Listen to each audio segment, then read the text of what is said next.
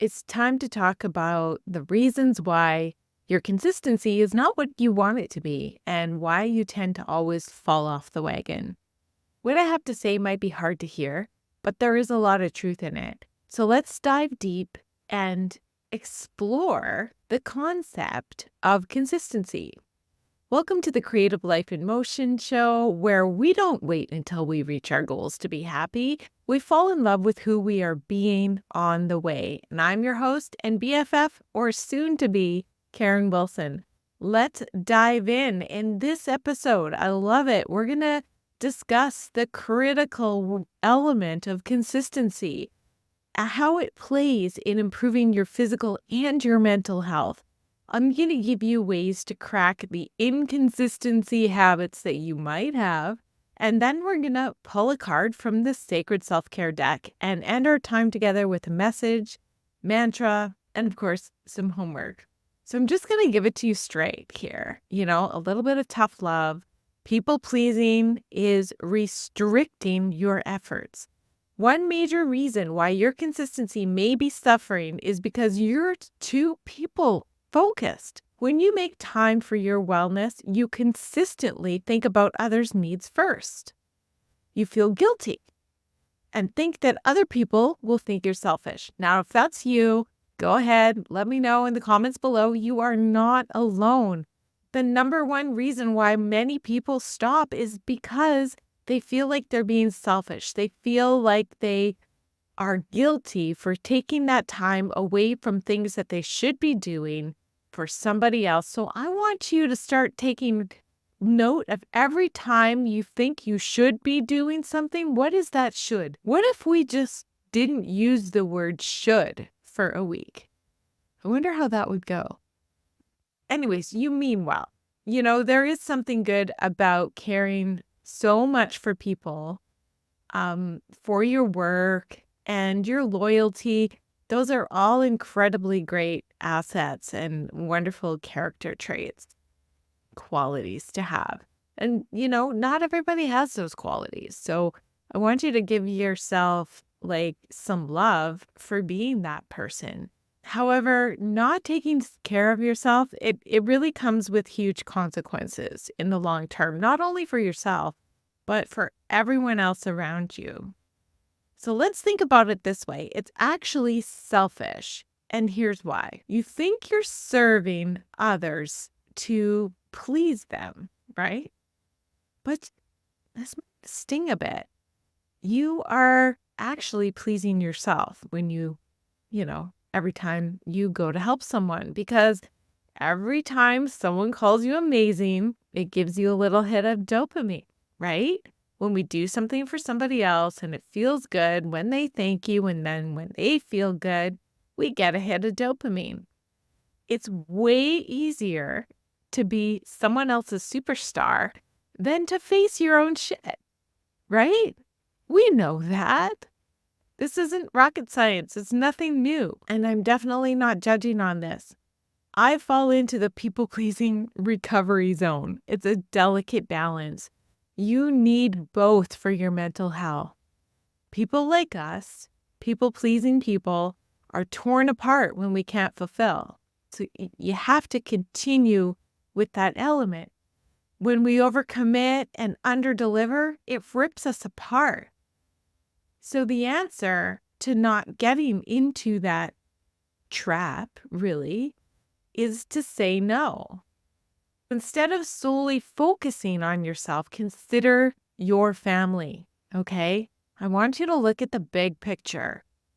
Improve with the intention to serve, help, support, and impact your people. You got to include yourself in that equation, right?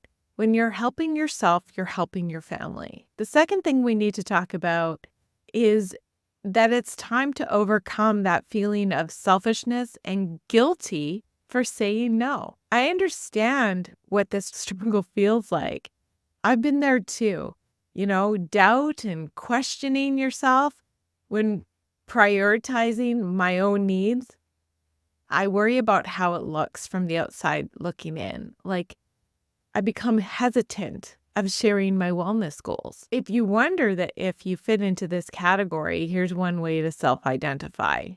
If you find yourself constantly doing one more thing before getting your workout in or answering just one more work email before bed, when you should actually not even be on the computer or your phone at that time because you're expecting yourself to wake up early in the morning. And, when we're on our phones late at night, all it does is it wrecks our sleep. So, how are you supposed to feel energetic in the morning? So, when you're finding yourself doing those things, it's time to examine your own motivations. You got to embrace the messy, imperfect nature. It's not going to be easy to declutter your life.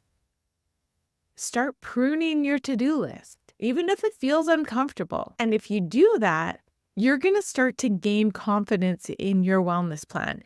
You're going to start to see that you have more time than you think you do. And you're going to start to believe in the fact that you can actually stay consistent if you course correct on some of these, habits. Next thing I want to talk to you about is embracing consistency and how to actually do it. Okay, so now that you understand how people pleasing can wipe out your wellness plans and efforts, we got to talk about the importance of consistency and showing up for yourself, dedicating time on a regular basis. You have this goal of a vision of a wellness, of health. What does health feel like? What does it look like? All of that is encompassed in a vision, right? And your daily actions are actually so important to reaching that goal. However, it's who you are being on the way that matters. So when you think of that perfect vision of yourself, perfectly imperfect, right? How you're feeling, what's the healthiest version of yourself, and how you're going to bring that into existence is by envisioning what does that future self of you do every day? What do they do to keep themselves healthy? What do they do to keep themselves well? Are they checking, their email consistently? Are they, putting more files and to-do items on their desk? Or are they saying no because they have a special appointment with themselves to stay consistent, to go for that walk, to do a little bit of meal planning, to grocery shop instead of always, relying on fast food or restaurant food because they didn't have time to thaw the meat from the freezer. It takes effort to be consistent. You got to show up for yourself regardless of whether it's perfect or not. It's going to be messy. Consistency, when you're doing it every day, even if it's for 5 minutes, let's talk about walking, for example. If you go for a 5-minute walk, you're still doing it. You're still saying yes to you. And then the days you can go for a 30-minute walk, you're still saying yes to you. You're still being consistent. What most people do is they say, well, it's just 5 minutes. So why bother? And we don't think about the fact that 5 minutes a day over 365 days is a heck of a lot more steps than 0, right? And with practice, you get better. It's not just the practice of the act of doing something for consistency. It's the practice of doing it daily, repetitively, because that's going to create the habit, which then unlocks consistency. When the habit is there, whether it's 5 minutes, 20 minutes, 15 minutes, you won't have to worry about consistency. It'll be as natural as tying your shoes. I mean, when I was little, the first time I tied my shoes, I bonked, right? I couldn't do it. We didn't have Velcro back in those days. And so I had to learn how to tie my shoes. And I actually do remember crying a lot, frustrating. I have never been able to hold back tears, tears come. And they would come a lot when I was learning to tie my shoes. But I don't cry when I tie my shoes anymore. I just do it. I know how, my body knows how, the muscle memory knows how. And the same thing would apply for that 5-minute walk that maybe turns into a 10-minute or a 20-minute. You're teaching your body how to like it, how to love it, what to do with it. So if you're telling yourself that you have to do all of these things for all of these other people, or you're too busy to make time in your schedule to focus on your wellness goals, whether that be taking a walk or writing in a journal, something's got to give. I want you to challenge yourself to break free from the people-pleasing habit. Show up consistently for yourself. And I want you to start to feel the rewards of that so that you can feel that hit of dopamine every day, the one that is released because you have kept the promise to yourself. And guess what? Everybody else, all the people that you're pleasing, they're going to be so much more happy because your energy is going to shift, which means that anyone that interacts with you is going to feel happy. They're going to feel the energy of your happiness, especially if you've been quietly, getting a little bit more and more anxious and upset about the fact that you're trying to be consistent on your wellness goals, but work just gets too busy and I have so many clients and they're so needy. You're lying to yourself. You and I both know that if we sat down and did a time inventory of your day, like absolutely documenting everything you do from the moment that you wake up to the moment that you go to bed, we're going to find some pockets of time because you only need a few minutes. You only need 15 minutes to make this habit start. You only need 5 for that matter. And if you still think that 5 minutes is not enough again, you're fooling yourself. So this might be a little bit of tough love, but your consistency sucks because you keep putting excuses in front of it, because you keep putting people in front of your goals. That's why your consistency sucks. And because you don't believe in yourself. I believe in you. The magic of consistency cannot happen without a plan. This is how you actually get the time to stay consistent, which is where the magic happens.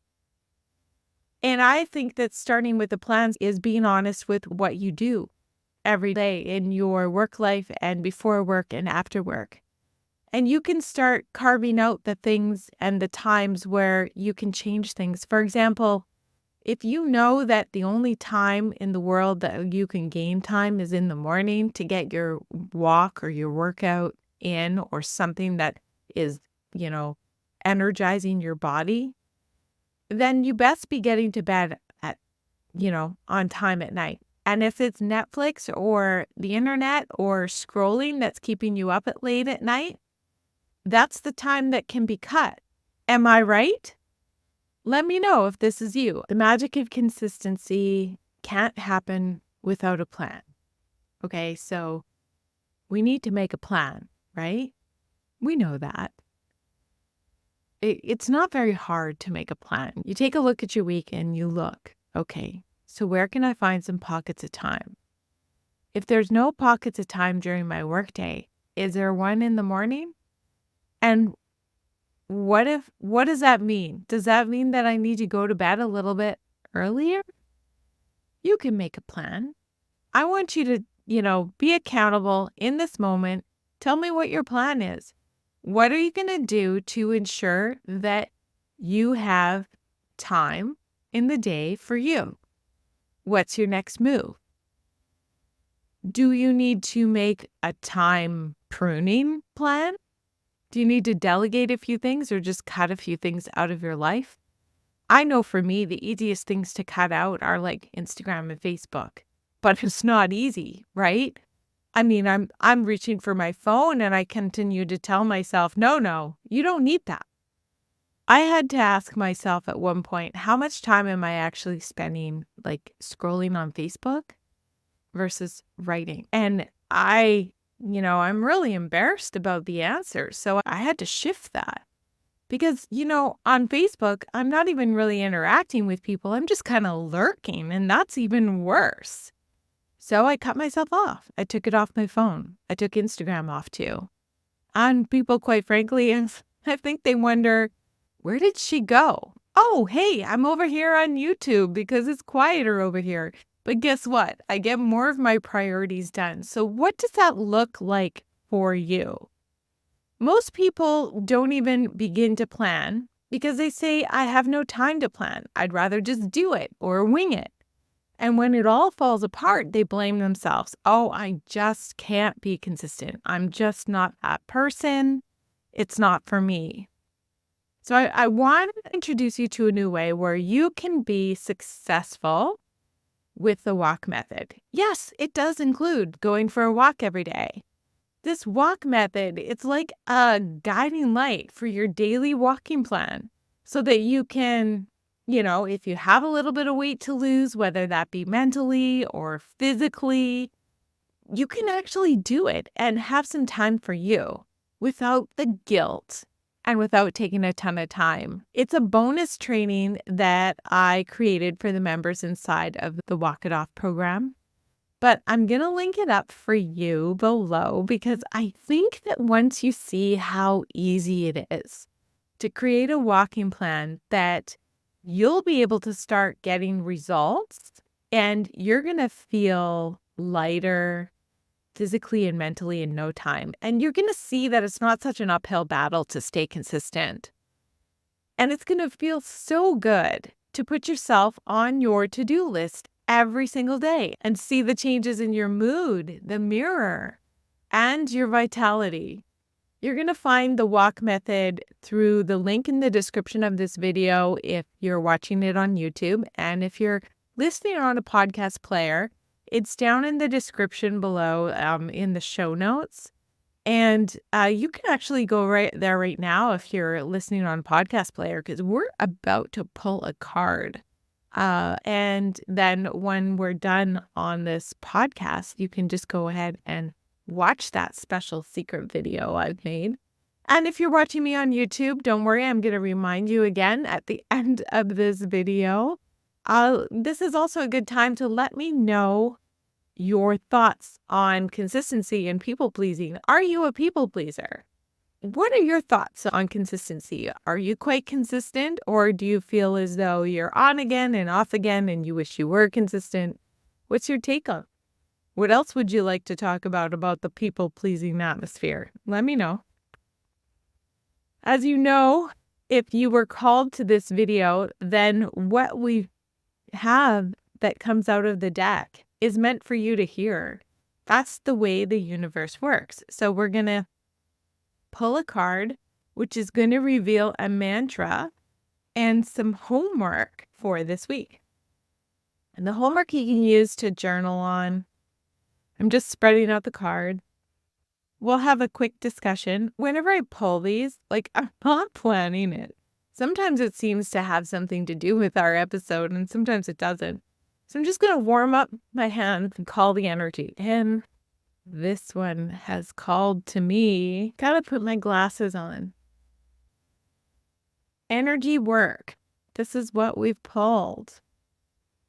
Energy work. Love that. I love energy work. I've had so much gratitude and grounding coming from the work that I've been doing with energy. The mantra of this week. My energetic body is clear and radiating love. That's a great affirmation that you can write every single day of this week at the top of your journal. My energetic body is clear and radiating love. Yeah, of course. Your energetic body is clear and radiating love. That's why you fall into the people-pleasing category. And like I said at the top of this episode, is that it's fantastic, amazing quality to have.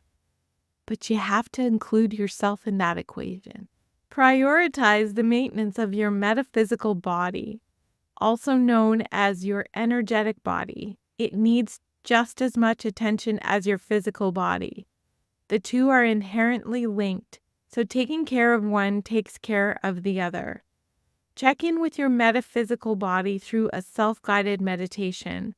Close your eyes and tune in to the sensations you're feeling within.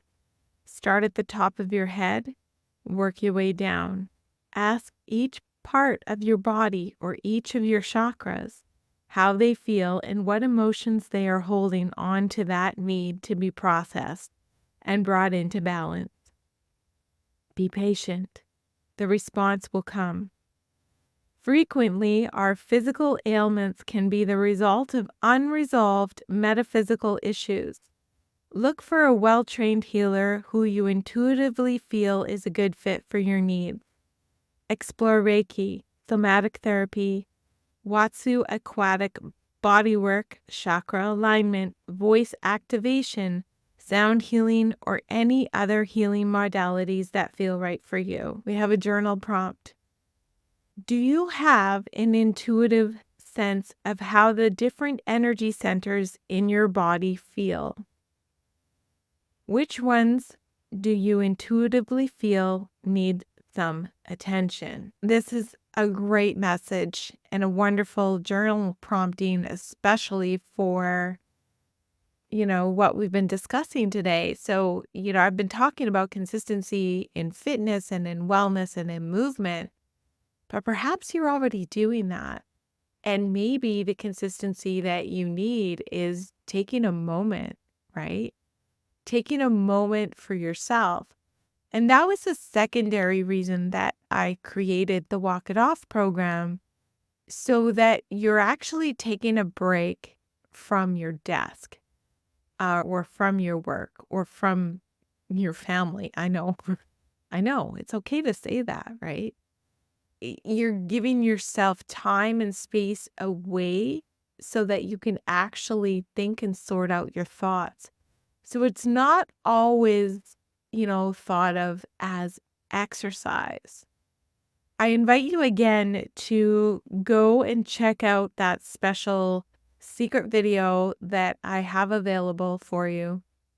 Go and listen to the walk method and think about how you can apply these things to your life, right? You'll find it in the show notes below this episode. And while you're there, go ahead and leave me a review. Let me know if this episode has resonated with you. When you leave comments and reviews and even like the video on YouTube, whenever you leave comments or engage in conversation, it helps me to guide the next episode, what we're going to talk about. It also helps other people that need this type of chit-chatting and energy in their life. So it's really helpful to you and all of your future community as well. I appreciate you hanging out with me. And until next time.